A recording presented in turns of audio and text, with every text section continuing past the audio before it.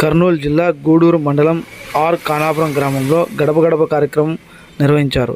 ఈ కార్యక్రమంలో కోడుమూరు ఎమ్మెల్యే సుధాకర్, గూడూరు నగర పంచాయతీ చైర్మన్ వెంకటేశ్వర్లు మాట్లాడుతూ ప్రభుత్వ సంక్షేమ పథకాలు ప్రతి ఒక్కరికి అందేలా కృషి చేస్తామని వారు తెలిపారు.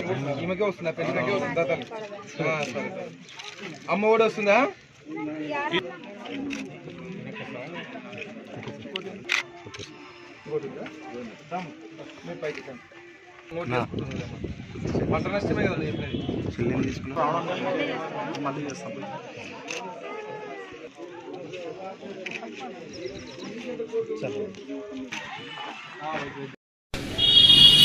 నంద్యాల జిల్లా జూపడ్బంగ్లా మండలం సిద్ధేశ్వరం గ్రామ గిరిజన సమస్యలను పరిష్కరించాలంటూ ఆర్డీఓ ముందు ధర్నా నిర్వహించి వినతిపత్రం అందజేసిన సిపిఐ జిల్లా సమితి సభ్యుడు రమేష్, ఎంఆర్పిఎస్ జిల్లా నాయకులు స్వాములు. తీసుకెళ్ళాము, సర్పంచ్ గారి దృష్టికి తీసుకెళ్ళాం, ఐటీడీఏ పిఓ గారి దృష్టికి కూడా తీసుకుని వెళ్ళాం. అయితే ఏ ఒక్క అధికారి కూడా స్పందించకపోవడం చాలా సిగ్గుచేట విషయం. స్వాతంత్రం వచ్చి 75 సంవత్సరాలు పూర్తవుతున్నా కూడా ఇంతవరకు గిరిజనులకు తాగనీకి మంచినీరు కల్పించలేని అధికార యంత్రాంగం జూపడ్బంగ్లా మండలంలో పనిచేస్తూ ఉంది. అదేవిధంగా నివసించడానికి ఇల్లు లేనటువంటి పరిస్థితి ఉంది.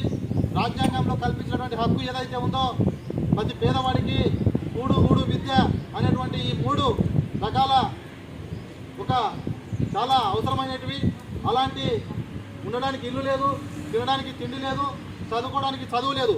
ఈ విధంగా సిద్ధేశ్వరం గ్రామ గిరిజనుల పరిస్థితి ఈ విధంగా ఉంది. కాబట్టి నందికొట్కు నియోజకవర్గంలో ఉన్నటువంటి అధికారులు అయితేనేమి, ప్రజాప్రతినిధులు అయితేనేమి ఇంతవరకు ఆ గ్రామంలో గిరిజనులు ఉన్నారా లేరా అనేటువంటి కనీస సమాచారం కూడా లేకుండా ఈరోజు ఉద్యోగాలు చేస్తూ ఉన్నారు.